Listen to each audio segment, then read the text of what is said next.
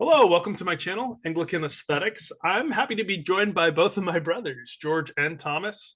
My other brother, Thomas, some of you have met George, and we've done a back and forth on politics, and we've done classical reading through the Brothers K right now. And you get to meet Thomas. Both of them are really brilliant, so I'm really excited about this. Why don't you both go ahead and introduce yourselves briefly? You go first, George. Sure. I'm George Luke. I live in Moscow, Idaho. I am a teacher for Logos Online School, which is a Christian classical school, and I do that full time. I'm Thomas, and I live in a small town in Illinois. Work for an insurance company as an underwriter. Live here with my wife and 3 kids. Great. Well, yeah. So, what we're talking about today is aesthetics and technology. How do we think about the relationship between beauty and technology use? Whether technology use is largely a hindrance to the aesthetics of technology. And this fits with the sort of larger theme of the channel of wanting to do and apply a theology of beauty. So, yeah, I don't know how you guys want to start this off, but yeah. Nice I shot. had I had a couple things that I was thinking of topics to touch. If you're Yeah. okay with that, Sean. So there are a couple terms that we had a little bit of a back and forth on text, and so there are a couple terms that I saw that might be good for us to double click on to see where there's overlap and maybe where there's divergence. So Sure. um, so if you want to add to this list, but a couple of terms I wrote down were lords of information, digital vineyards. And then I threw this one in here, rhythms of nature. Mm. So I can explain that one. But what do you guys think of that list, just as a starting Sure. place? Yeah, We can you want to there. define those, and yeah, feel free. Yeah. Okay. Yeah. So the lords of information thing, Sean, you used that phrase, and I think so. In our back and forth, I had agreed with that phrase. So why don't you say what you meant by Yeah. that phrase? Yeah. Well, we're meant to be lords of information. Yep. Well, yeah, and a thought just came to me also. We can all three also sort of outline a kind of broad vision for technology use. As the way I see technology, we're designed to bring, as image bearers, to bring order into God's world, to reflect his wise rule into the world. And technology and information is just a tool by which we bring order into the world and reflect God's beauty into the world.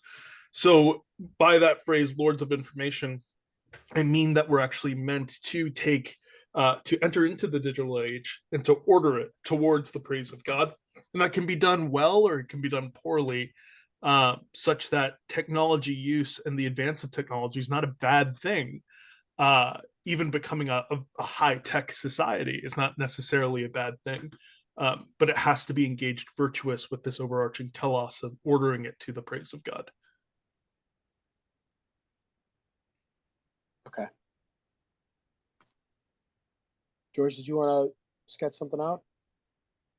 Aesthetically, I think I'm going to be pretty much in alignment with what Sean has said. I think that there are that technology is an instrument and a result of the function of humanity to be those who image God's rule. And it's a specific function wherein we discover connections in nature and discovering, uncovering those connections that God has put in, those relationships that God has put into building blocks, allows us to do acts of dominion that God providentially, progressively reveals as human knowledge accumulates and as human culture progresses. Yeah. So in principle, it's interesting. I think I agree with both those definitions. So probably it's going to come to some of the semantics with the words in those definitions because so tools which aid us in the task of taking dominion over the world as image bearers. So yeah, in principle, there's an agreement there. Okay, so the the lords of information phrase, I think well, I guess what would you define as information? For me, I would say something to the effect of uh, something that is meant to convey a meaning beyond itself. So like I was driving home, there's a 45 mile per hour speed limit. in and of itself, those line segments don't really mean anything, but together, based off of semantical assignments, the 4 and the 5 together, our knowledge of how speed limits work, it's meant to convey a meaning beyond just those individual line segments aggregated together. And the meaning is you need to drive 45 miles per hour on this road, right? Or a sentence or hieroglyphics. But this also goes into not just information, words and numbers and syntax, but also like even snowflakes too. Snowflakes would convey information, and but I think that meaning, or excuse me, that the definition I use, I think would apply to snowflakes too, because the meaning beyond itself is something about the character and nature of God. So if it's the symmetry or the beauty of the snowflake, it's conveying something about the nature of who God is. So a meaning beyond itself still. So that's I think that's what I'd say information is. But another piece of it, I'd say, is that even in the etymology of the word, it's like so in form. So I think that presupposes a type of you're taking the world as it presents to you, the shape that it presents itself to you. You're discovering the form of the world, and so you're working with the raw materials that God has given to you in the world, and we're Lord of the Rings fans here, so we're not trying to be Saruman in his domination over the world, where he's trying to bend. Treebeard says that he has a mind of metal. He's trying to bend the world in accordance with his will versus taking the world as it presents itself, the raw ingredients, and then letting those raw ingredients speak to you as they stand, and then saying, okay, well, how do I mix these together then based off of how they're speaking to me, how they're informing me, how they're telling me about their shape. So that's so that's actually really helpful. So in that, because I agree with that principle, but then in terms of reading the world, so reading what a given thing is telling us, how much would you lean into the idea that natural law is sufficient for that versus we need the spectacles of scripture in order to read the world rightly? Yeah, I'm not sure on that. It's a good question. It's what I've been thinking, because before I was more of a more strict in my view of only rooting myself in revelation. Sure. But then revelation itself points us to the goodness of natural law. So I go to the Anto Sluggard, and I would say that I would wonder if the person who sticks strictly to revelational epistemology, if he said to Solomon, well, Solomon, the only reason I'm going to natural law is because that's founded on revelational law, because you put it's in scripture, because you wrote it and the Holy Spirit inspired you. I think he would say something to the effect of, what, did you not have common sense before I wrote that in Proverbs?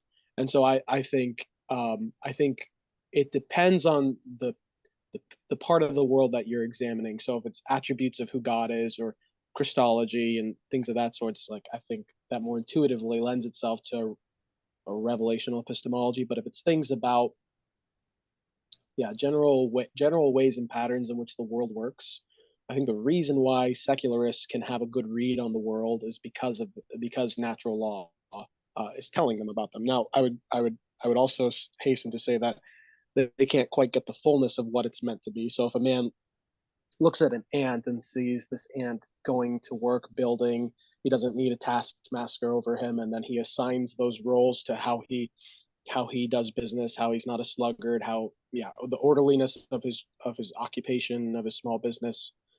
That's a good principle to apply, but he can't take that further up and further into who God is, and let it talk to him about who God is. But in terms of just ethical, in terms of just the general themes of hard work, ethics, how not to be a hard taskmaster over your employees, I think you can learn that through natural law. Does that make sense?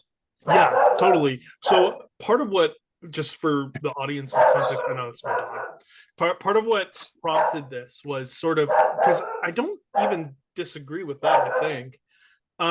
What prompted this for us was a discussion, at least insofar as I remember, about like, so for instance, what Calvin and Luther, what took them months to do, to like take a word study, I can do now in 2 seconds through logos. And I think that's a really great gain because it frees me up to do other things. Thomas, you wouldn't necessarily view that as a gain. Yeah. So I'm happy to go off that thought. Do you want, George, did you have any thought on there, or I can go in?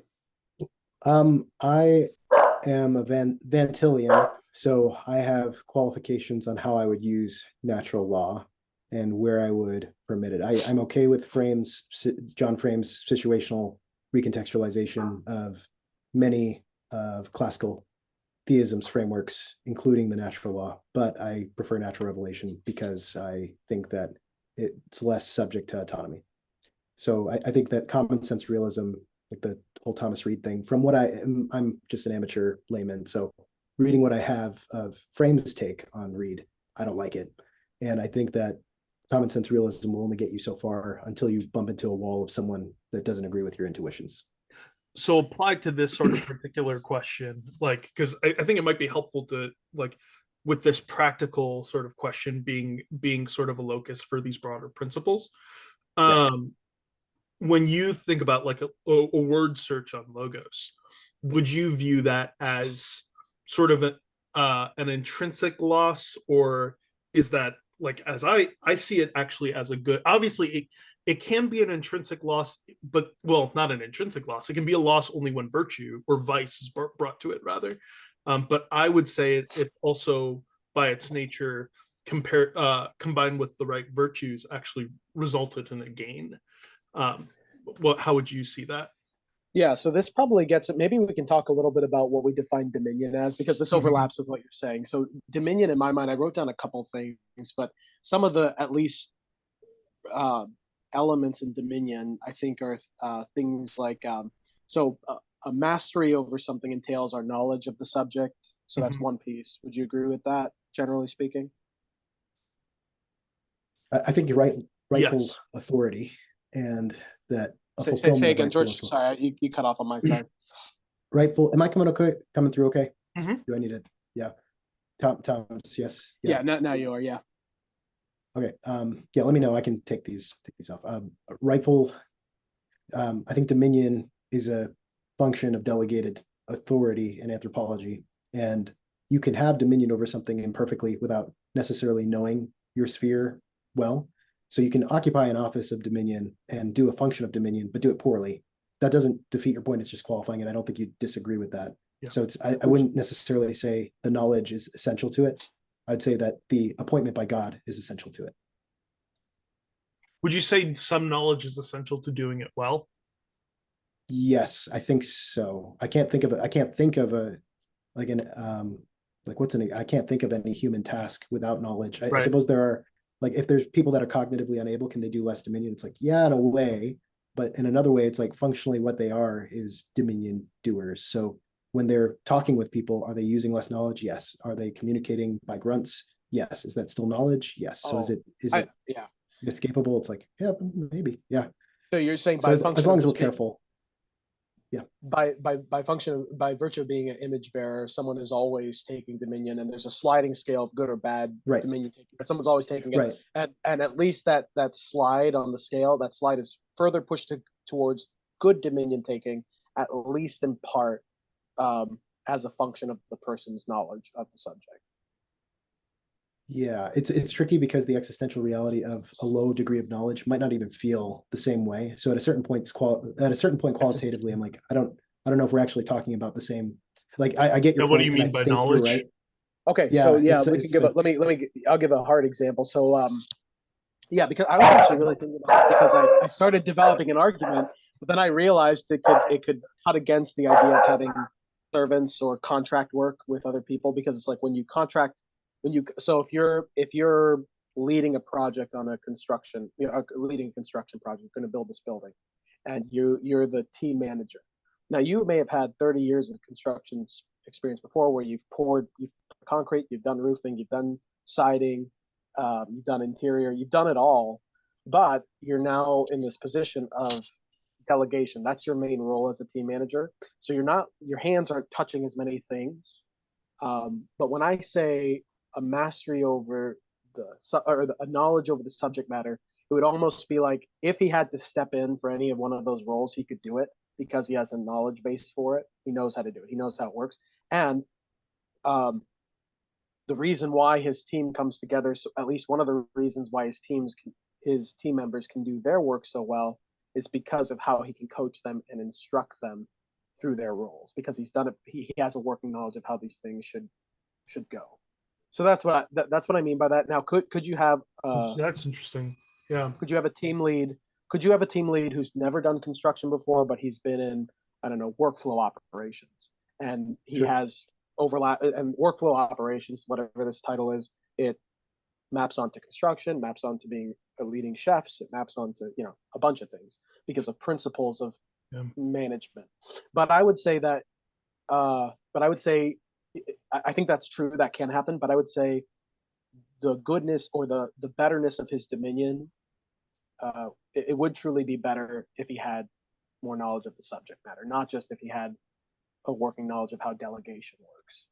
That's a really helpful clarification, because I don't want to say it requires knowledge peculiar to the particular area of domain for which you're crafted.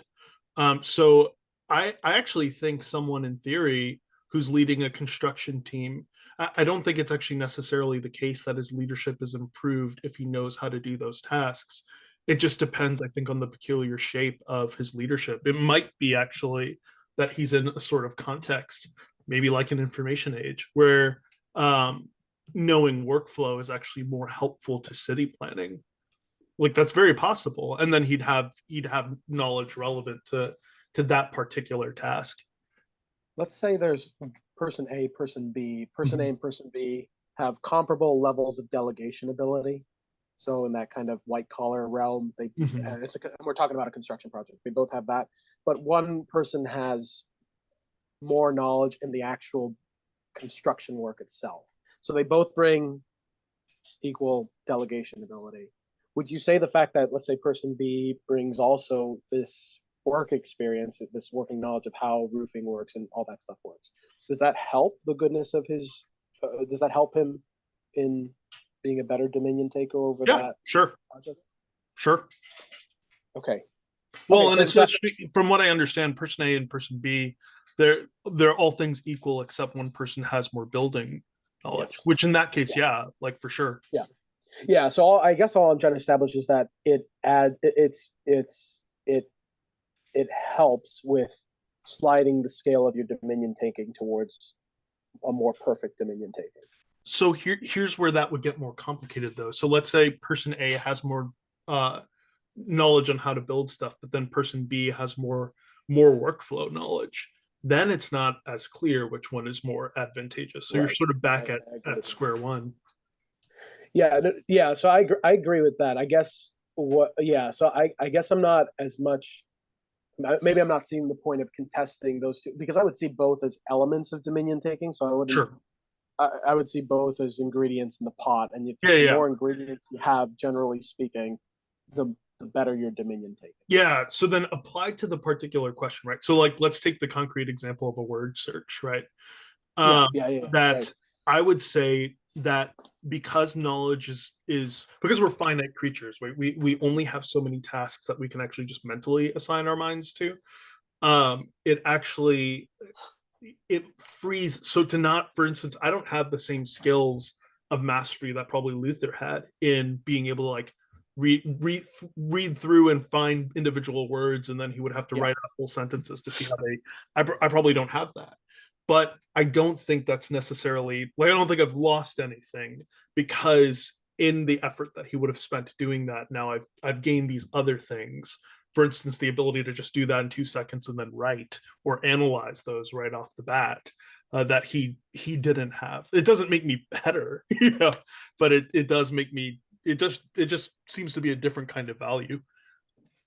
Would you say that um, yeah, so the concession there is that you wouldn't have as much of a mastery over those preliminary ingredients to the arguments you're furthering on Mhm. after that preliminary word study, right? Yep. You don't have Well, particularly because I don't even think the language. Because I was actually listening to a church historian, and he was like, Yeah, I mean, Luther's Greek probably would have been about as good as a seminarian's, because he was using lexical tools as well. Um, and so like not even in terms of reading the language, but like in terms of like flipping through the pages and sort of being able to like do that like handwriting work, I would concede, yeah, he probably could do that better than I could. But I don't necessarily think I've lost anything by not doing that. So do you think he would know the languages better than you would? Like if you guys both came into a room and you were only given pen and quill, who would be able to do more work, uh, word, yeah, I don't know, Yeah. working with that field? According to Ryan Reeves, the average seminarian could do as much. So I'm like, because Luther also used lexical tools. Okay, um, so if given, yeah, and I'm having trouble coming up with examples. I just don't know exactly how it works. So let's just say I push you a sheet of something in Koine Greek, Mm-hmm. um, and I'm guessing the complexity of Greek, it's on that's on a sliding scale. Like Mm-hmm. some forms are more complex than others. Yep. Would you say that Luther would be more adept at translating more complex forms more aptly or more readily than a seminary student, or more readily than yourself? At a similar stage of life, I really actually don't. Oh, I see. Apparently, Yeah, yeah. I fair, mean, like, sure, fair yeah. enough. By the end of Fair his enough. life, definitely, for sure. Yeah, Like, yeah. but at a similar stage in life, I'm actually not sure. Hmm, hmm. Okay. So, George, did you want to say anything, or do you want to keep going? No, that's good. Okay. Um, so, yeah. So I was thinking this in terms of so when uh, this goes into so let's talk a little bit about the difference between, I guess, technology and servants, Mm-hmm. because they're playing there's digital servants and human servants, you could say. And um, one thing I was thinking of, like, I in principle, I'm totally okay with the idea of contracting your work out with another flesh and blood human being, and I'm also okay with contracting that work out, like in that same construction example. Or let's take the word study thing. Let's say let's say, Sean, you hire, kind of akin to your scribe assistant. Let's say you hire like a human scribe, Mm-hmm. right? And you're you haven't really done the scribal work, so you may be lacking in that skill. But Sure. I would say I would wonder if one is more. Yeah, I'm wondering if one is superior to the other in terms of dominion taking, like whether you use the technological servant or whether you use the human servant. One of the reasons is because I wonder if when someone employs a servant, there's a potential for bonds of love to be created through mutual work that's not there with a person's relationship to his machine. So one subs out that potentiality, and I think labors of love. This is kind of sloppy, but maybe labors of love have some piece in the puzzle of dominion taking. Sure. Sure. So And so what do you? Yeah. I think that's possible. Would you say, like, let's say you gave me a hammer to do a task and I use that hammer? I would say that that has a potential to build bonds of love. Um, and I think That has the similarly potential to what? to build bonds of love. To build bonds. Um, Okay. I would say similarly, technology, if you approach, and this is why, like, at least to my mind, it comes down to the virtue that you take into engaging a tool. Technology use, I think, can also do Hmm. that because technology is just a tool designed by humans. Like AI, logos, all of these things are really just the impression of the human mind in a given space. And so I'm really just using a tool someone else designed. And I'm, at least for me, I'm pretty conscious of that whenever I do. Like, I'm pretty conscious of the fact that logos, for instance, we stand on the shoulder of Calvin and Luther because they're the ones who taught us how to, and Erasmus, and they taught us how to do word studies, you know. And the people who design logos are these brilliant programmers who know Greek and Hebrew, and so like, but I also know not everyone takes that in, and the reason I take that into my technology engagement largely has to do with my faith in Christ. So yeah. So But you all of don't that really to have a say, potential for a relationship with those logos creators, though. Not until you meet them. sure, that's true. But I think so. Would you say using using logos is equivalent? Would you say that's sort of like axiologically equivalent to like buying a hammer from a hardware store? Uh, I think it would be axiologically equivalent to, if you're using logos, so it'd be you hammering you know one part of the construction site in, and then employing someone to do on another side, or employing someone to do the work that you either just can't get to, or it would be more efficient to employ this person. Yeah, so I hear what you're saying. I'm trying to see what it would have an analog to. So using the hammer, what would that look like in the digital space? Um, yeah, yeah. So okay, so this gets into another layer of what might be helpful to talk about. If I can just Mhm. digress for a moment. Please. Um, so we've chatted actually when you and Sophie have come to our house before about technology. I don't know if you remember this, but technology as either substituting out for your skill, Mhm. substituting in lack of skill, or it being an expression of Yes. your skill. Yep. So take the hammer. The hammer, I think, is an expression of the skill. So like if someone's trying to hammer in a nail, they just don't have the ability to do that with their hand. They could do it with a rock or something, but there's smarter, wiser ways of doing that. And so you increase the more length you have from the head of the hammer, the more force you can throw into it. It's proportional to its length, and so you can hammer in the nail. But that hammering in, it's an expression of the skill that already indwells the person, but they needed an outlet to manifest that skill in the world.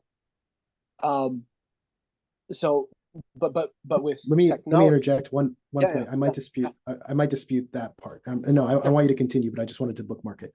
yeah, okay, okay. Inherent skills versus practiced or developed. I think that's something to talk about later. Inherent skill, okay, I can write that down. Inherent versus practice. Mhm. Um, yeah, so that's an expression of the skill versus. So this is really interesting. Versus like a nail gun. A nail gun does the same exact thing. It drives the nail through a 2x4, but it doesn't require any. A third grader could do it with on the first day, which at least you can infer from that there's just a lot less skill. So, but there's technology. There's technological innovation that subs out for lack of skill versus enhances, or excuse me, versus expresses the skill of a person. So the nail gun is an expression of the skill of the third grader who can use it, but a hammer is an expression of the skill of the craftsman. So I don't. I can bring it back over here to the word study if you'd like, or do you want to Mhm. talk about that analogy for a bit? Yeah, I'm Or you, curious how you would apply it to the word study. yeah. So for the word study, um, what I would see Luther doing is much more akin to the hammer, because he's expressing his own skill through the flipping of the pages, the poring over the resources, um, through the digesting it takes, of thinking over the information versus doing hey, chat gpt, what are the connections between this and this, and tell them to me. And then it's like, oh, those are really good connections, and chat gpt's right.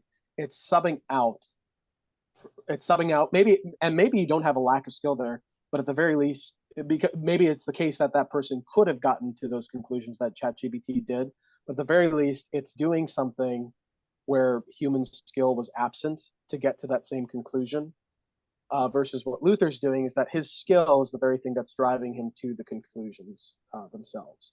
So that's that. So in terms of, you said, what do you see the hammer as with regards to the Logos folks?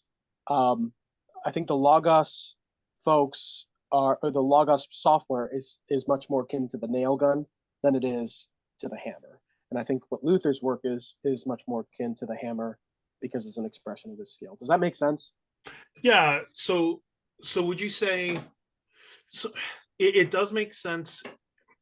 My pushback to that, I think, would be, I think word searches can be actually expressions of skill so long as they're nested within a larger intentional pattern of action. So like for instance, if a researcher is trying to find out like they're trying to find out how exactly justification is used in particular contexts, I think doing a word search and then giving themselves more time to analyze those patterns, because they just bought themselves a lot of time by doing a really quick word search, is actually a skillful use of that word search. So it becomes an expression of skill when it's nested within a larger intentional pattern of action, or at least it can, which is why, again, that goes back to virtue being an organizing principle. All right, let me. Yeah, George, did you want to get in anything on there? You wanted to. Um, I can. Yeah, or well, yeah. Did you want to say anything? no, I agree. I agree with Sean there. I think that the I used Chat GPT earlier this week. I've been using it a few times actually, this past week, the week before, to help supplement my explanations for my students about the origin of the Old Testament canon. And I've been giving it prompts to basically experiment with lesson plans and then grids to see how far can I push it. Is it because I have some domain knowledge, I can assess whether it's like which presuppositions are guiding its conclusions for dating of books.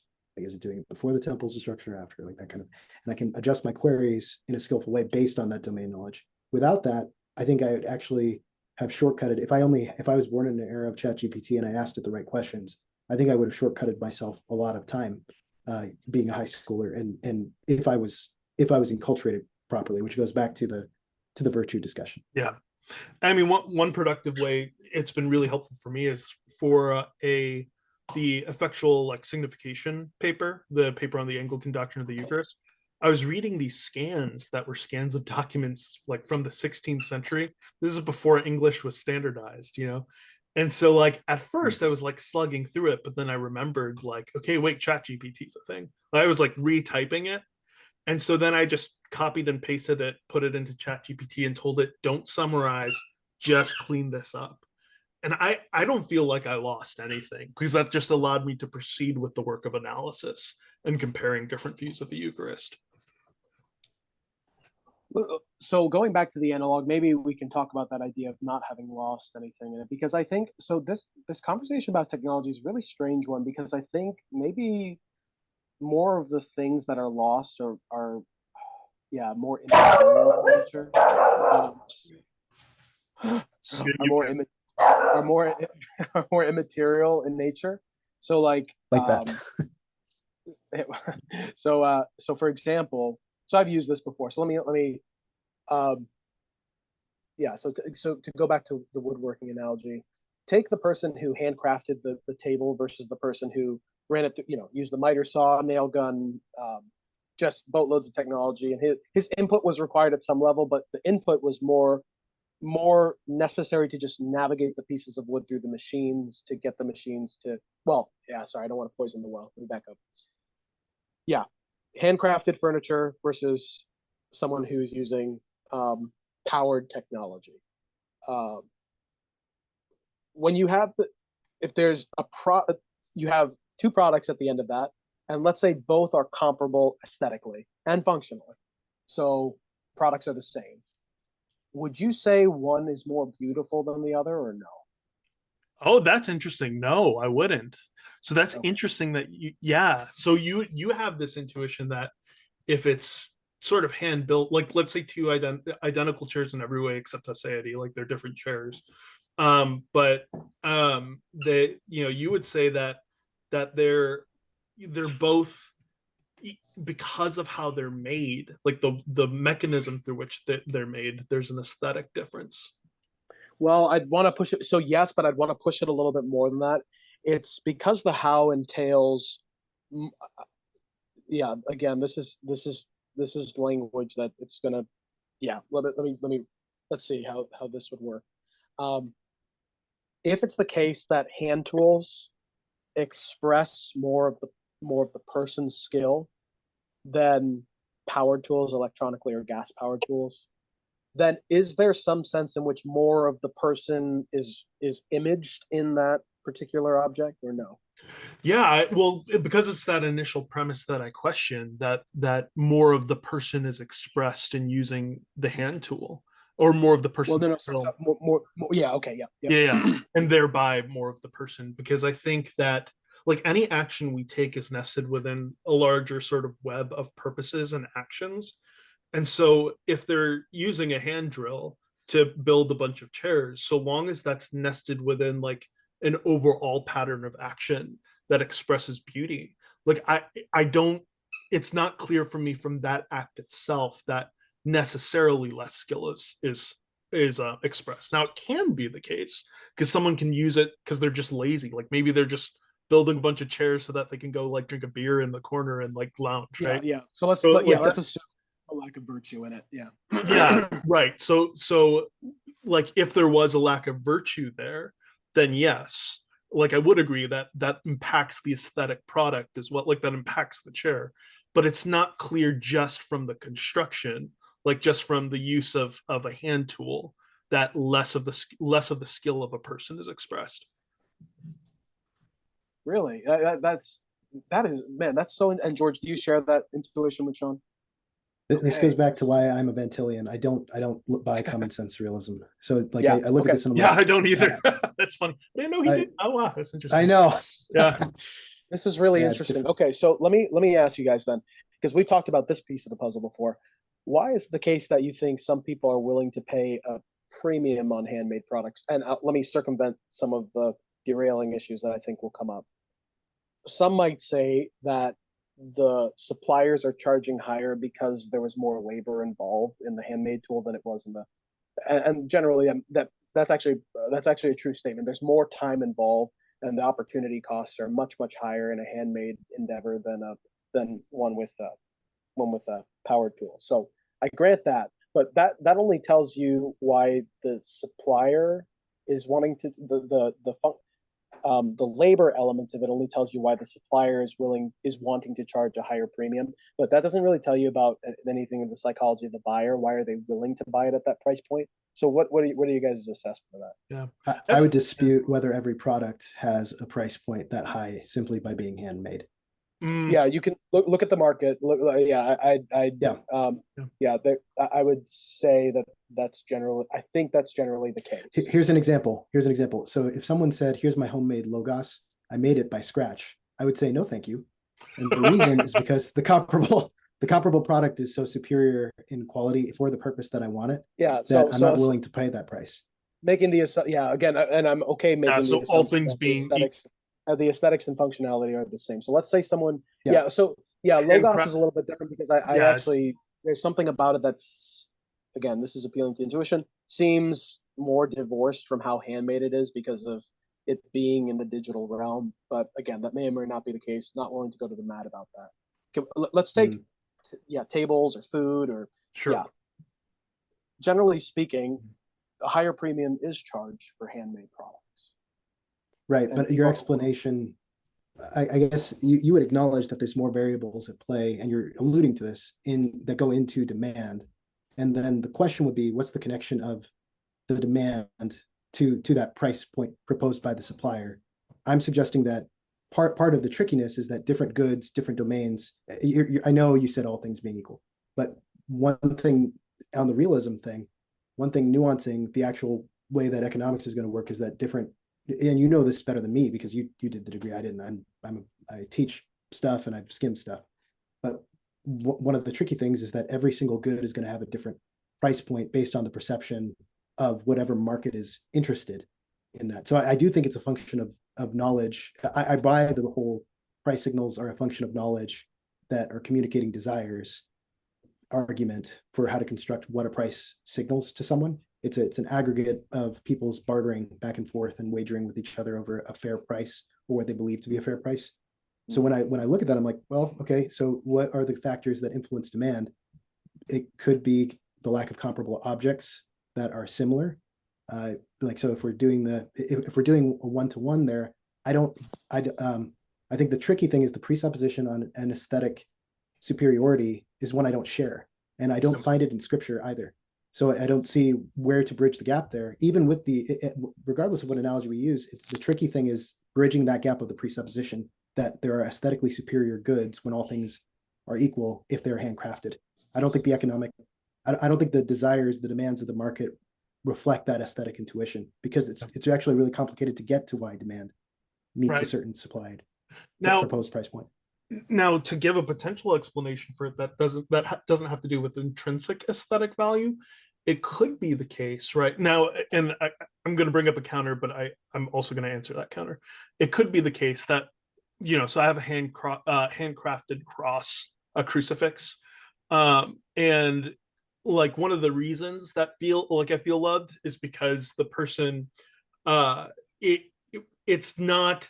This wasn't. It was very clearly not a result of someone trying to get profit. So they weren't just trying to make a bunch of crosses in order to get profit, but they were crafting each one with the intention that it would bless someone. That's a very different. But in theory, right? If and this is virtue, right? In theory, if we were structured differently, if our economy was structured by virtue, you could have someone doing that and taking at least expressing that kind of intentionality by building it with a machine. And in that case, it seems like I would feel equally loved.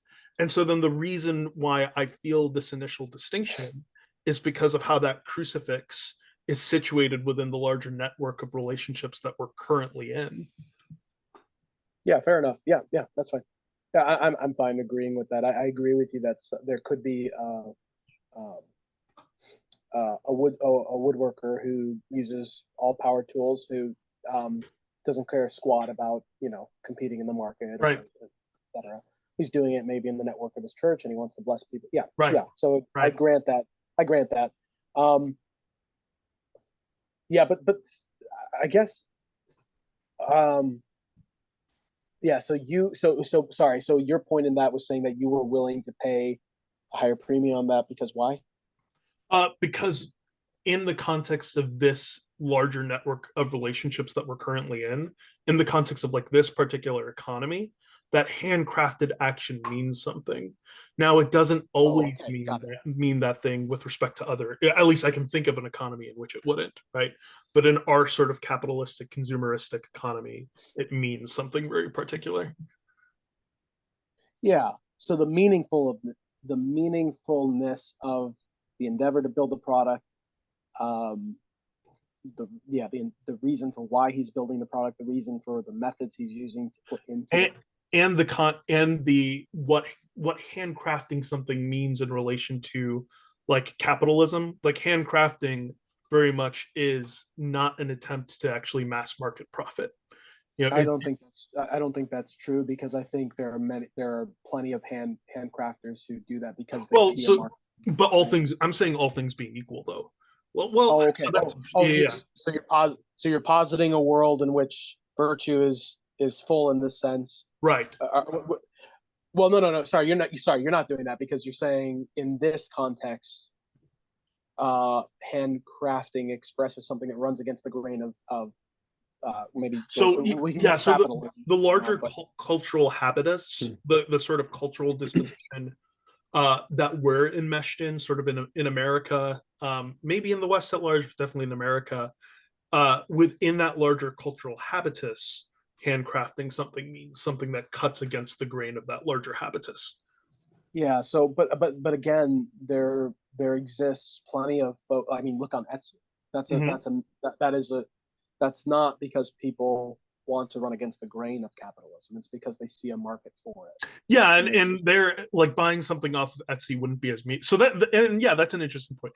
Buying a handcrafted crucifix is meaningful to me, but something isn't necessary. So it's a fair yeah. point that But that's not a function. It's May not I a interject? yeah, yeah, So on the Etsy point, would you say, Thomas, that there are different kinds of participants in the market there with different motivations? Oh yeah, yes, yeah, definitely, yeah. But I'd say, yeah, I would, yeah. Again, this is, and you can judge whether this intuition's fair or not. I just, to me, it seems like there's still one of the things inherent to capitalism is a competitive market for the sake mm-hmm. of, yeah. So there's multiple variables in the competing market, but the goodness of it is that not one person has a monopoly in the Right. market. The goodness for the buyer is that it drives towards equilibrium price. Mm-hmm. Um, but Yeah. I would venture to say that there are sellers within a certain market that would not be interested in pointing one another to, hey, this seller over here has a better product in this way.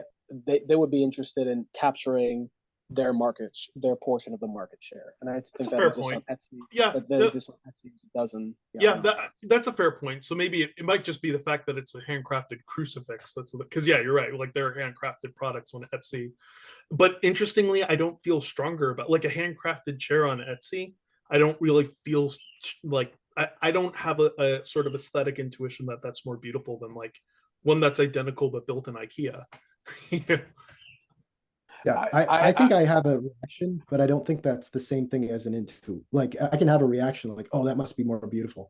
But I categorize that reaction as this is possibly social. Like I don't find it as my presupposition is I don't think objects in themselves, like brute facts, this is the Van Tillian thing. I don't think that brute facts can be interpreted. I don't think objects can be interpreted that way by themselves. So they need, like exactly what Sean said. This is, I think, where one of the reasons we're in agreement is the whole shared network of relationships. I don't think you can interpret objects as having, I understand the nature language, but the tricky thing is that I think that nature language it requires a web of relationships. For something to have a nature requires a scale of being in the way that we use that idea of natural law. If we're taking Aquinas's thing and pushing it forward, to have nature or to acknowledge a nature means to acknowledge simultaneously a map of fittingness. Yep.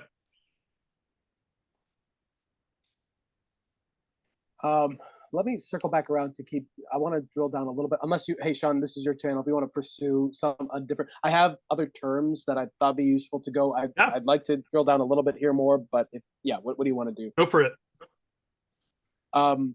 Can we try again? And if you guys just think like it's the premium that the buyers are willing to buy it at, it's just not a function of them. Well, okay, so maybe it's a function of them finding it more beautiful, but that doesn't make a case for it actually being more beautiful. Well, because why do you think that is? Yeah, so that's because then here's another. So something I've been thinking through that I think Dietrich von Hildebrand gets really right is that aesthetic function is not just a value of the object, though that's involved, but there's also an aesthetic value that's involved in the way that you're interacting with a thing. So like he talks about the objective good and the objective good for me. Like for me, it's objectively good to love my wife, right? And to not be celibate. Like that's the objective good for me, even though objectively, right? It's celibacy has a higher value. So interesting, like part of my participation in the beautiful and my apprehension of the beautiful, and this is also what's tricky about aesthetics, is that I can confuse the objective good for me and the way my nature meshes with a thing with something's objective value in itself. And disentangling those two things is part of what aesthetics does and is really hard. Yeah, so to rephrase what you said, because I don't like the phrase "beauty is in the eyes of the beholder." I don't think you guys do either. No. But I was having a debate with someone about this, and so Sean, would this be kind of attacking what Hildebrand said on a different angle? So considering the objective worth to me and its objective worth in and of itself for me, and that's the key. So it's not the objective worth for me as it relates to me and I relate to it, right, and then just on a broad overarching scale, removed from aggregate subjectivities of people, the objective good in and of itself, how God right.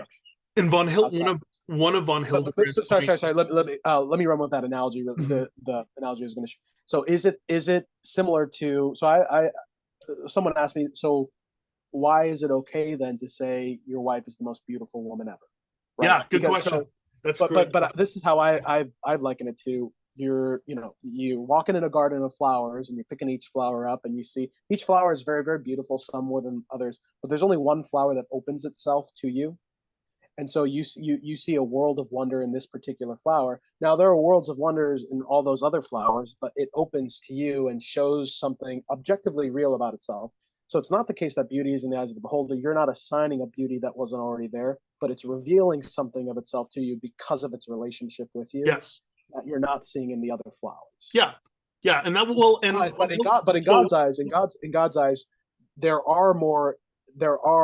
there is a sliding scale of beauty in the interior worlds of those flowers. Right. And one would be at the top, like a fully formed Mother Teresa or something like that. And then one would be at the bottom.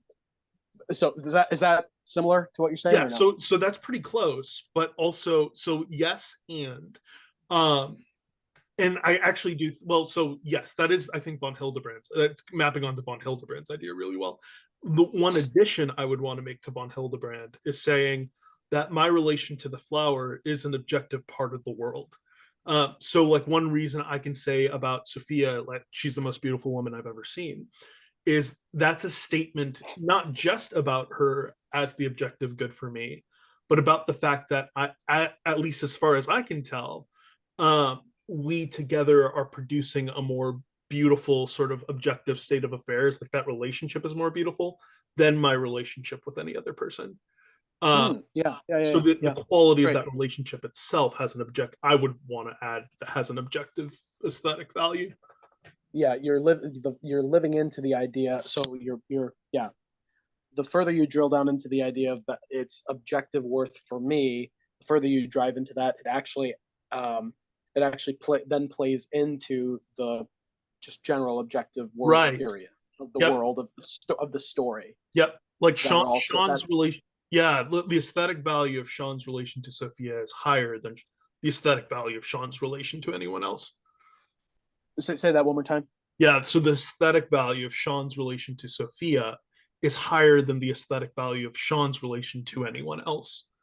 Is higher than Yeah, Sean's relation to anyone else. the object. I'm sorry. Say that one more Yeah. time. Try to So do that. so my relation to Sophia, the aesthetic value of my relation to Sophia is objectively higher than the aesthetic value of my relation to anyone else. Because of the objective element of your guys' Right. relationship.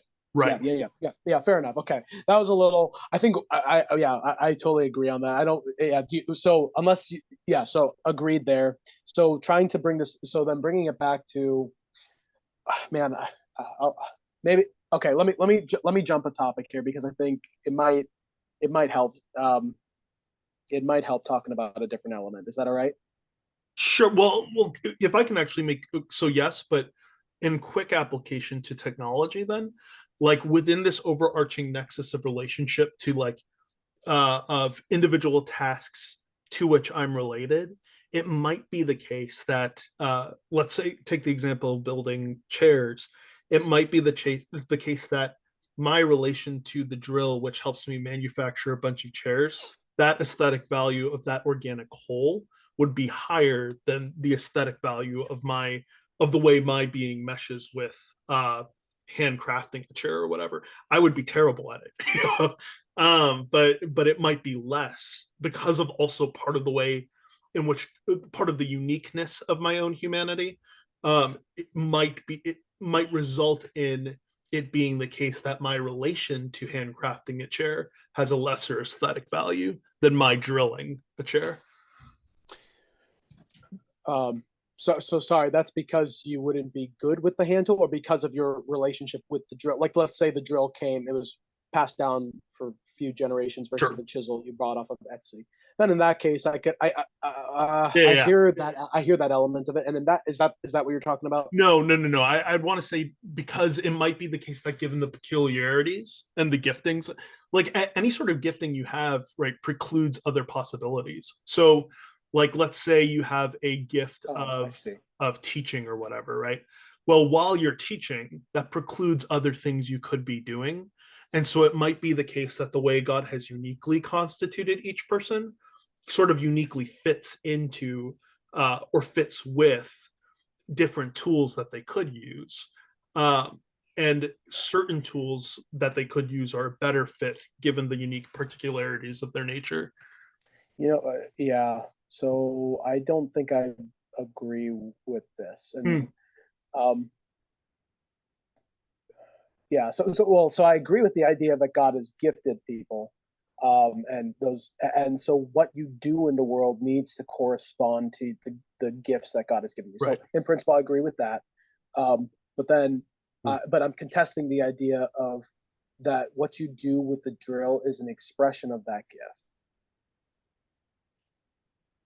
You're So you're contesting the idea that I'm contesting the idea of if you do things with the drill, like let's say God has put a gift, like how he did in the Old Testament, he Mhm. put the skill of craftsmanship into the Sure. workers.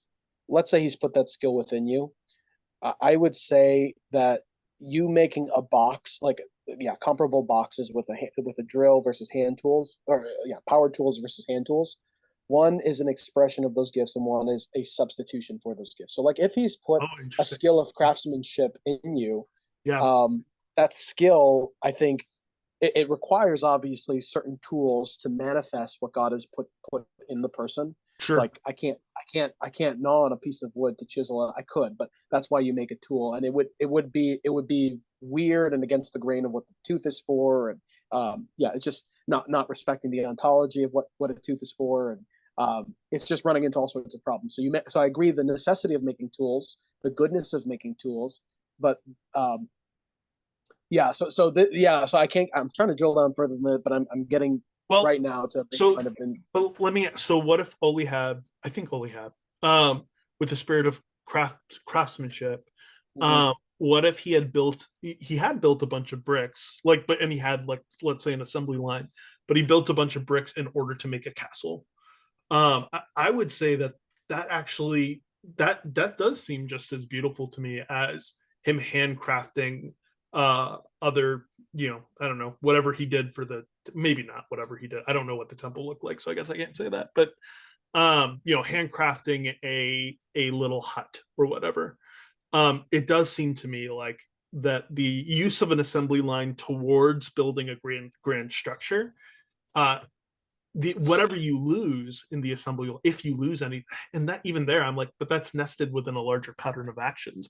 But in theory, just for the sake of argument, assuming you lost something, whatever you lost for would be made up for, I think, Sorry, with, this assembly line just consists of manual labor, nothing power, no power tools, obviously. no, let's say it consists of power tools and electric, like Olihab All right. Oh yeah, lived yeah, today, sure. yeah. Yeah. Okay, okay. But he uses it to like build a castle or a Yeah. cathedral or something This like that.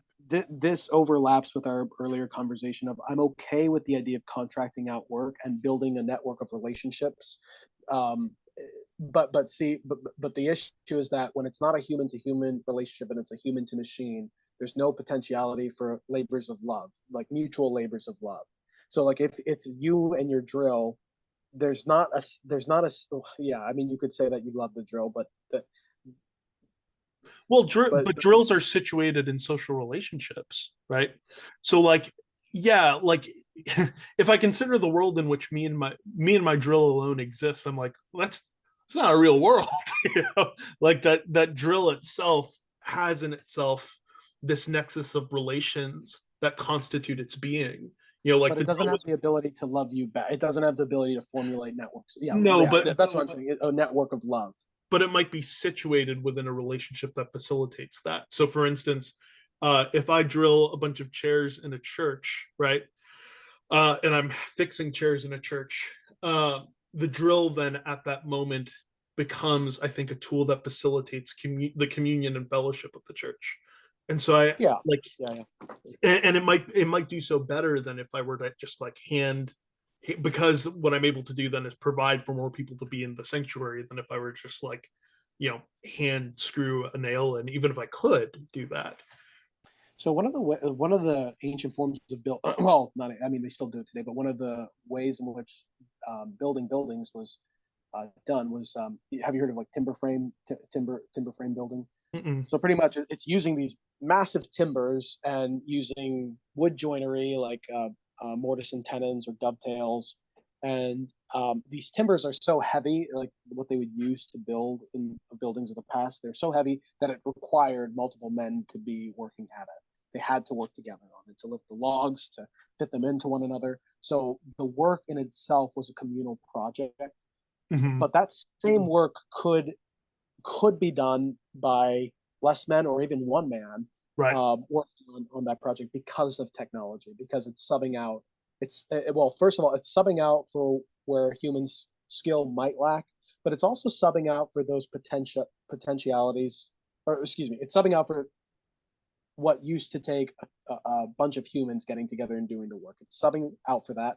And though it's the case that a John Deere tractor was made by folks at John Deere, and let's assume good virtue, goodwill, they love their product, they love the people they're selling it to.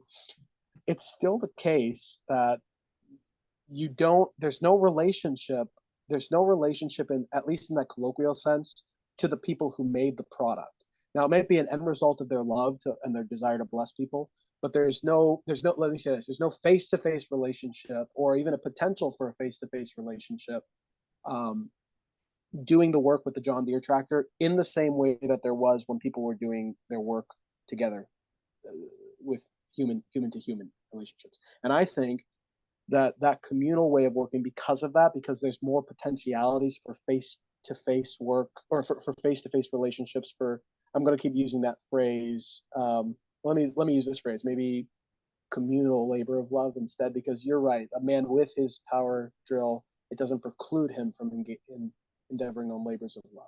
So maybe what I'm after is more the communal element of it, the networks that are, the networks that are formed, it being a product of multiple men and multiple men aim towards a similar telos of the project. So what would you say about Yeah. that? Because there's not, Yeah. So like, let's think about in that case where you have a bunch of men building a timber frame together, you might have moments where they just sort of need to buckle down and focus on a particular task, right? And in that like sort of mental space or whatever, they're sort of siloed on their task, but they do that then for the sake of community. That's why, like, so I go back to, it really just depends on virtue. It's possible to like, and maybe there are more dangers of this, right, with the John Deere tractor, to sort of just be isolated and not, like to manage a farm and not think about community at all. But on the other hand, a farmer might do that so that he can have more time with his family, right? And they might be able to do more activities together that bring them closer together. So like, it becomes a tool that's then nested within his own social relationships with his family, which facilitates more time for him to spend with his family. interestingly enough, more time was spent. Yeah, so this gets into the topics of the Industrial Revolution, but I would argue that more time was actually spent prior to the introduction of powered tools Sure. than there was after. Well, but this is, And yeah. so, but to your guys' earlier point, you can't assume virtue is equal at every stage. It might be the case that virtue was higher back then than it was now. So granted, or even if it was stable, right? So it might be the case that with these tools, right, humanity needs to become more virtuous, right? That might be the case. So even at a stable level of virtue, just with more of these tools, it might be the case that these tools create more opportunities for sin. But that's why I'm also, Augustine talks about higher, and I'm not, this doesn't prove anything, but like Augustine talks about higher goods having the potential to be distorted into greater evils. It might be the case that with technology, the cultivation of virtue now is actually it's much more, it was important back then, but it's much more urgent to emphasize now. yeah. Okay. Let me. I know you guys probably only have like what 15 minutes left. 15, yeah.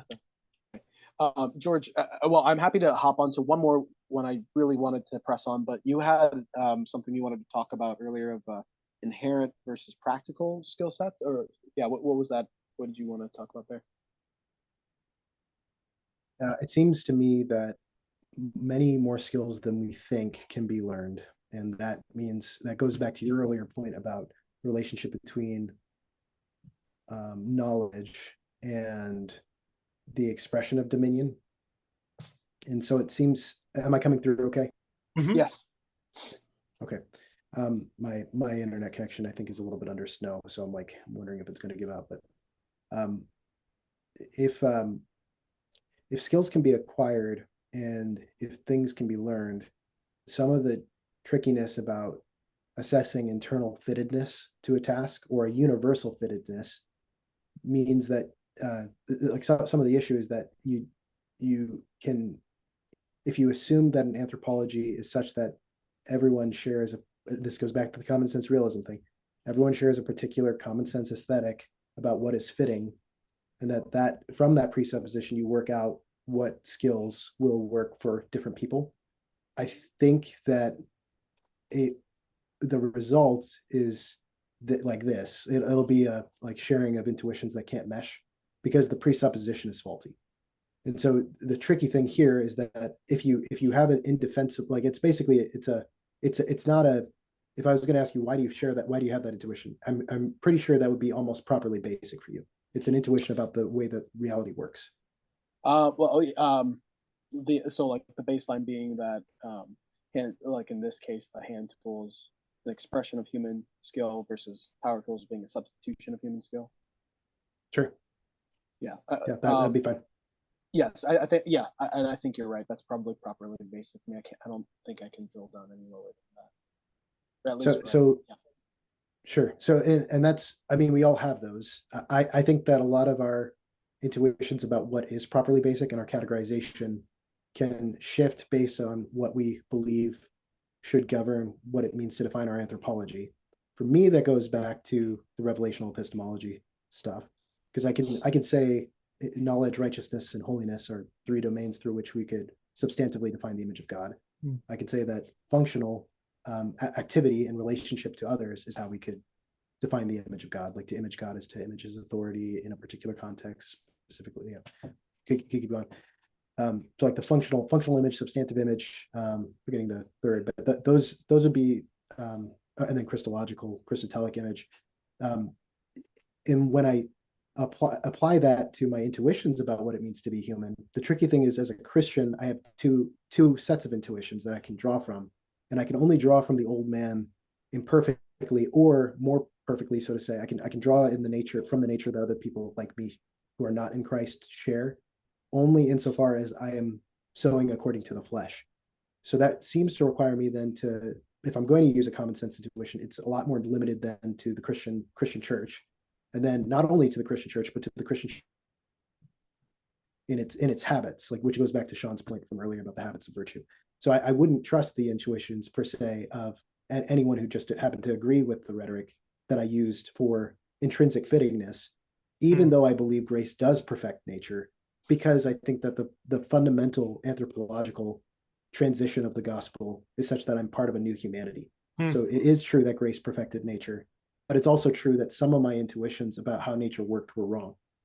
Yeah, grace. I mean, they talk about the apocalyptic event of grace. Grace sometimes perfects nature by utterly reorienting you. Yeah, It like feels Lewis in the initially bus. disorienting.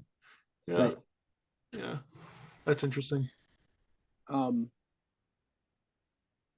um, so when okay, so let me try to when you have the law saying you know you should love your neighbors, you love yourself. In my mind, that's assuming a type of common sense anthropology of who to exclude from that subset of like let's say a person feels love when he cuts himself, or when a person feels love when he's insulted, or a person feels love, I don't know, when you yeah, I don't know, doing those things that are clearly just not how you love a person or how a person ought to receive love.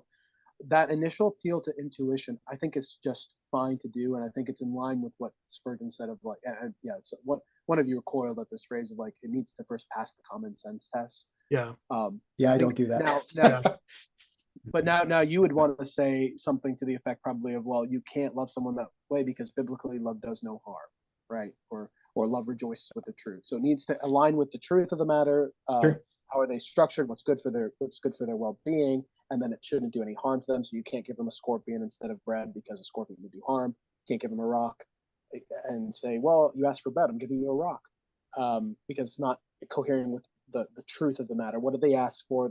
And giving them something in accordance with what they asked.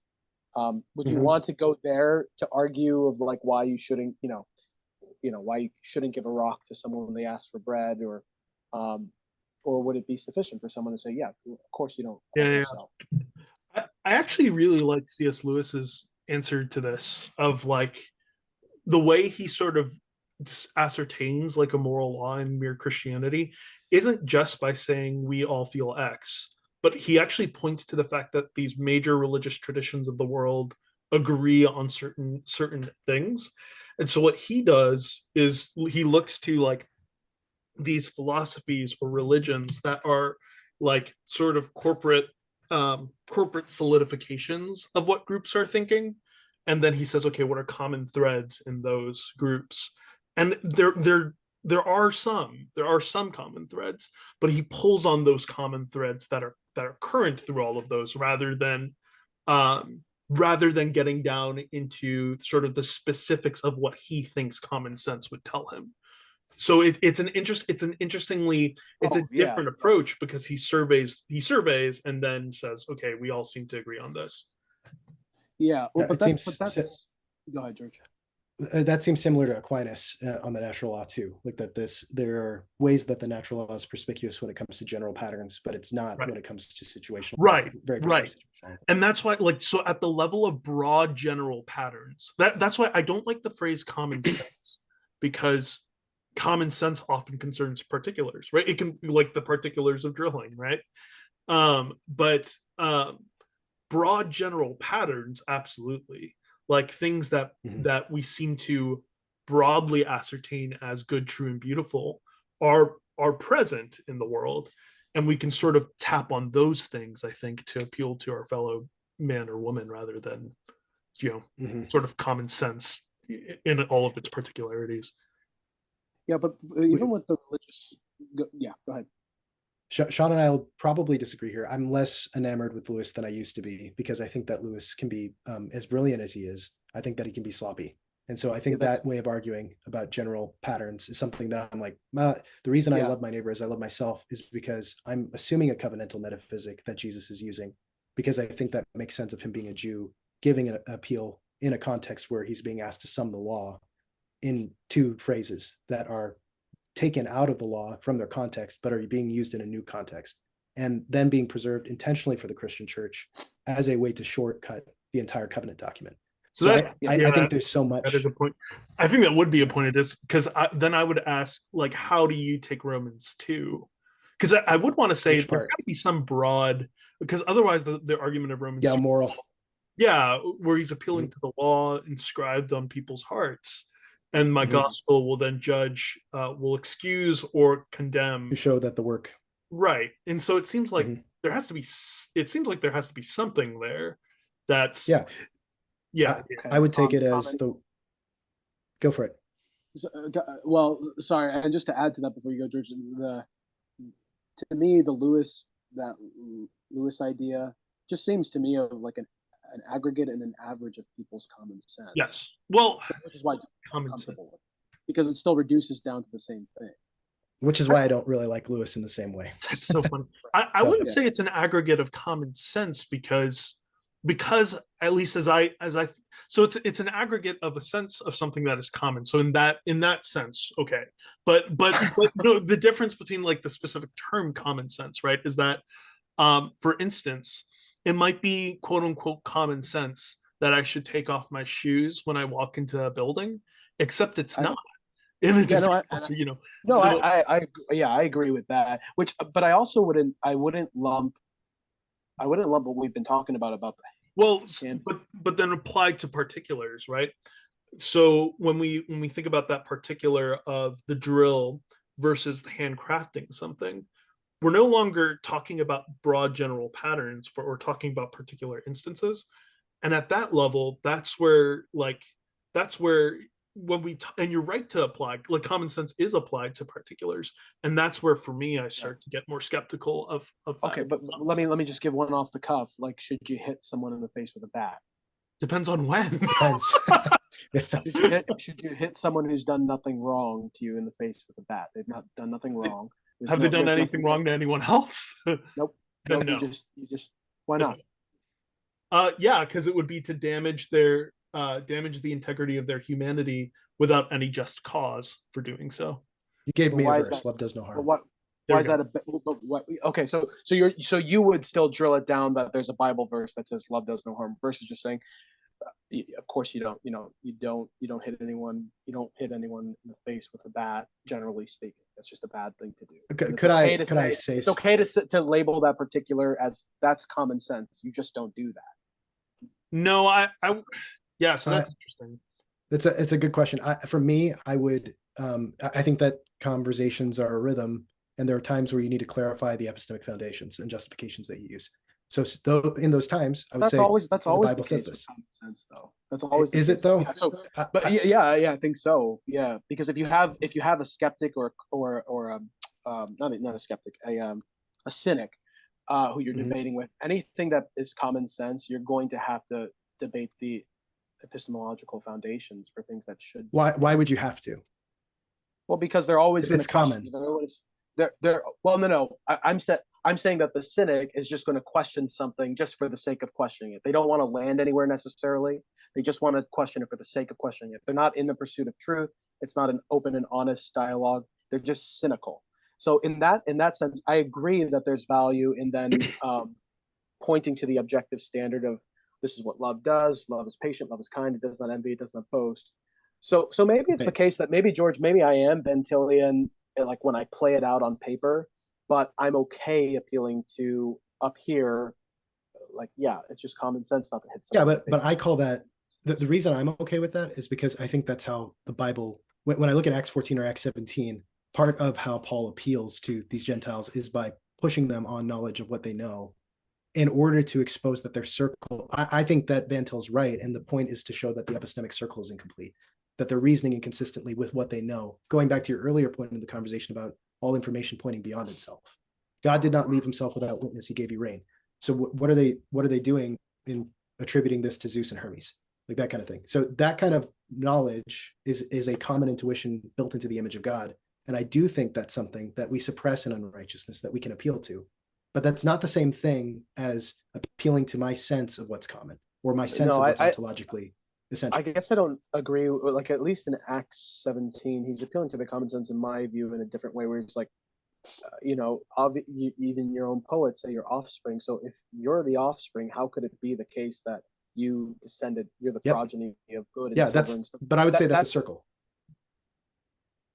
okay. What The do you mean? circle is you have the presupposition that you are his offspring, and yet you're behaving in an idolatrous way. You're inconsistent with your own presuppositions. Yeah, Therefore, but adapt mine.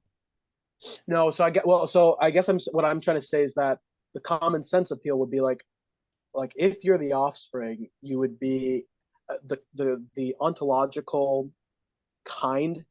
Like what is the Yeah, kindness of God or the yeah. ontology of God? He should be sharing that. Oh, he should either be sharing that or surpassing it. And but gold Uh-huh. and silver clearly don't.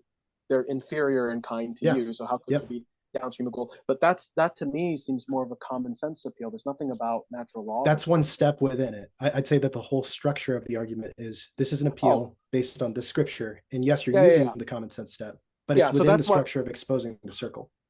Yeah. Okay. I need to think about it more. Yeah. At least in yeah. So I guess when I'm saying it's okay to appeal to common sense in some cases Mhm. is at the level which Paul appealed to common sense. Like, how could you Yeah, flow down to gold and silver? That's common sense. yep. There's nothing, at least in that penultimate step, that he roots immediately in natural law. But I would agree with you when he pushes the argument to its fullest. There's an appeal to the way that God made the world. So yeah, that's why maybe I am I'm willing, yeah, I'll explore that more. Um, um, but I know you guys are out of time. Can I lob a phrase out, or do you want to save that? Sure. No, we so I got like 10 more 10 more minutes. I can do that. Yeah, I can do that. Okay, Go for it. great. Thanks, brothers. This is awesome. Thank you so Yeah. much. This is great. Yeah, you too. Um, Yes, too. digital vineyards. I wanted to double click on that phrase. Georgia used it. I didn't like it, and so let's ping pong this a little bit more. So let me Mhm. ask you guys this: in the digital world, what do you guys own? Oh, well, and let me preface that question by saying, I think. Do you think? Well, let me ask. Do you think ownership is No, part of that's the yeah. name? Can you define ownership? Like if someone, yeah, that's a good question. So if someone, yeah, obviously all ownership is stewardship, but yeah, so but I'll use it in a colloquial sense, in the sense that if someone tried to take it away from you, you'd have a reasonable legal case to sue them for it. So property Because rights. because yeah, so property rights, yeah, so it belongs to you, assuming a virtuous court system and all that stuff. Mhm. So it belongs to you in that sense, and you have title over it, ownership over it, and legal right over it, and you could use the force of God's magistrates in the law to get it back. Yep. Because it's theft if someone took it from you. Yeah, what do you own in the digital space? That's an That's a interesting. tricky question. Yeah, it's disputed. It depends on But what but what but you it's also like establish. I also wonder if it's the kind of space where you own stuff. So like when I think about like sort of the analogy of a hammer, right? Do I own anything in the hammer? I mean, maybe.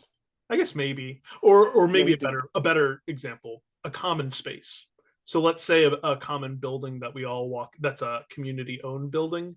Do I own anything in that building? No, but then, No. but that that's not necessarily a bad thing, and the internet might be that kind of space. No. Well, so I'd agree that like well, chat rooms are akin to that, but like let's say a product like Microsoft Word. Like you own your phone, but you don't own the server and you don't own the contract that Word is using with Apple and Word is using with Google, such that Word could say, you know what, we're not going to re-up our contract this year. Sure, Bye I own bye. the And so, documents I make through Word. uh, no, you don't. I mean, they're Mm, technically. I'm pretty sure No, I. if Word revoked the contract, they would just be all deleted. There'd be nothing I there. think that I don't know if they could because you're getting an instance of the program to run on your own Are computer. you Right. talking And about if you then printed? Are you talking about if you printed it out, or No, I are you mean, talking? I mean on my computer because what computers do is they essentially copy the program onto like their own hardware. So I mean, it would be like it would be physically stored on my own computer. Okay, I see what you're saying. So then, okay, yeah, and okay, so fair point. So anything you could save to your hard drive is Right. stuff that, that's a yeah, fair point. and to extend it, anything that where a server, I would say like anytime you have a contract, it's like the year of Jubilee. Does the year of Jubilee violate property rights in Israel? It's like no. But could land be exchanged that you might lose, like a certain land might lose and it gets restored to family? Yeah. But do you own it less because of that? Well, no, you have a provisional ownership. And there are some areas of the internet that are like that. I'd say there's the common space part that Sean just brought up. There's also the provisional ownership part, which you alluded to. And then there's also the local ownership, which Sean alluded to.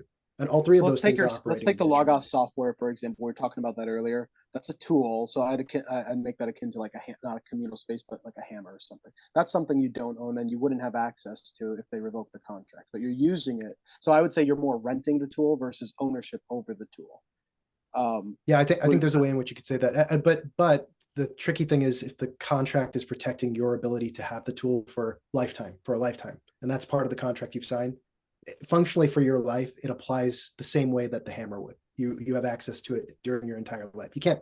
And then there's even the question of can you pass certain types of lifetime warranties on? In some cases, you might like Facebook's an example. Can I pass my Facebook page on to at my death? Yes, actually, and that can then be managed by someone else. But they could revoke it at any time, though. Well, They could if kick they you off the change platform it, at any time. theoretically, it's yeah, for sure. Theoretically, yep.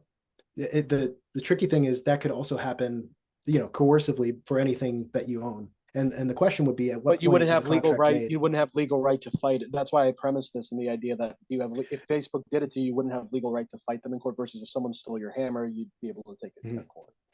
If you take it to its extreme, yeah, there are people. So Gab, I think, is a good not Isker, Torba. That whole reaction of the alternative economy is because of that kind of instinct that you're pointing out, which is that Yes. if Yeah. the left Yep. owns Yep. if the left owns the servers, then we have provisional, then we're unable basically to defend our property. Yeah. So okay. And I was thinking of that as a rejoinder. I was trying. Yeah. So that's the goodness of things like canon press, like building Yeah, internal sure. Alternative internal. economy. Yeah. So yeah. So Well, that so yeah. So that and you go also ahead. so this sort of just came to mind too of I mean, you also own, I'd say, I mean, maybe one would say, well, this is an effect of the internet and not the internet itself. But I do think you own the virtue. Like, so let's say one uses the internet to acquire information about who the Lord is or something like that, right? I think they come to own the virtue that's come through that informational search.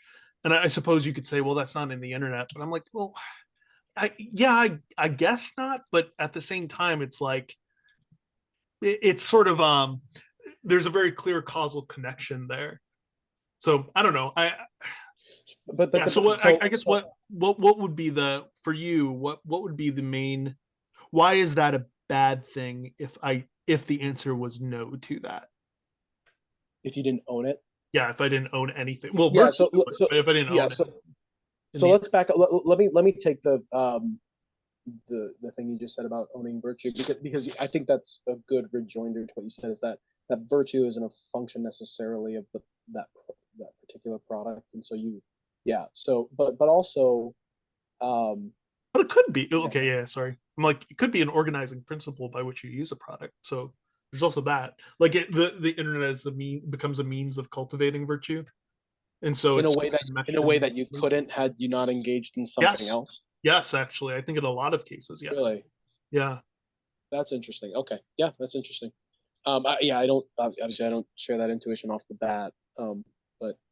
But okay. So you said what would change for me if you didn't own it. Yeah, okay, so this might be another one of those things where I'm yeah, feeling to intuition here, but I would think that uh, having dominion, dominos, lordship over something, in um, the to the degree which you have ownership over something, that's a correspondent degree to which you have lordship over something too. But and I don't know how to drill down further than that. And you guys could help me if you share the intuition, or you could steel man my case. But Wait, wait. yeah, Can you do you repeat not? that?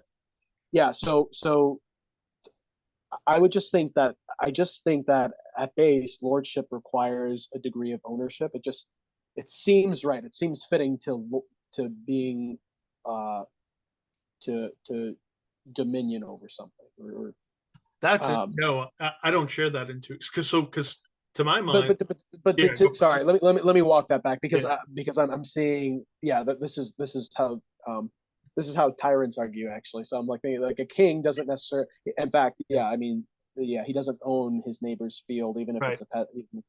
Yeah, so granted. Yeah, so granted. So let me see if I can clean that up a bit. Yeah, dominion over. Yeah, because a king's dominion, I guess, doesn't require him his dominion, him having dominion over his land doesn't require him to own it. So yeah, maybe I'll walk that back and say, yeah, maybe ownership isn't a piece of it. Yeah, so I'll retract that for now and work with it a bit offline and see if it has any merit. But yeah, good pushback. Fair enough. Cool. Well, any last things you guys want to say, and if not, anything you guys want to, anything you want to plug? I don't I have any think John flat. Frame, Oh, George, yeah. I John think Frame. John Frame here would help because it seems to me that Oh, the question of the normative and the situational, in order to understand this conversation better, having those grids in mind about where exactly are the presuppositions that are they're not defended by any other thing, like where are the things that are most intuitive, that helps you to have conversations like this more smoothly. yeah, the things that have been influential to me along these lines have been Durable Trades by Rory Groves. Um, and when I haven't gotten into Wendell Berry's work, but he's down. Groves and other thinkers like him are downstream of Wendell Berry.